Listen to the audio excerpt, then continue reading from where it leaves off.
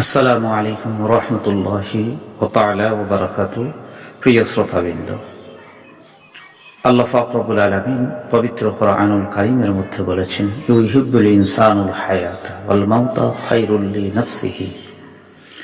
আল্লাহ রব্বুল আলামিন বলেছেন, মানুষ ইহকালের জীবনকে ভালোবাসে, অথচ মৃত্যু তার জন্য কল্যাণকর যদি সে মুমিন এবং নেককার হয়।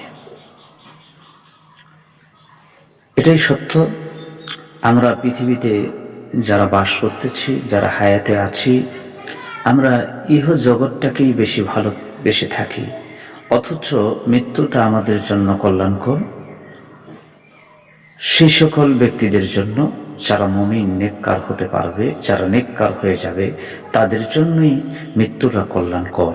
হাদিস শরীফের মধ্যে এসেছে, হযরত মুহাম্মদ সাল্লাল্লাহু আলাইহি ওয়াসাল্লাম মৃত্যুকে মুমিনের জন্য তোহফা অর্থাৎ উপহার স্বরূপ ঘোষণা করেছেন।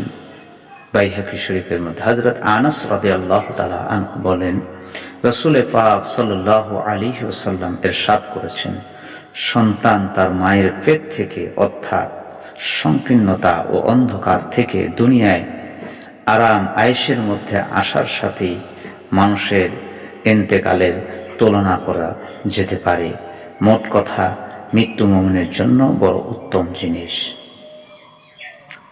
মৃত্যু মুমিনের জন্য বড় উত্তম জিনিস। যদি আমরা মুমিন হতে পারি, প্রকৃত মুমিন হয়ে থাকি, তাহলে অবশ্যই আমাদের জন্য মৃত্যুটা হলো উপহার স্বরূপ।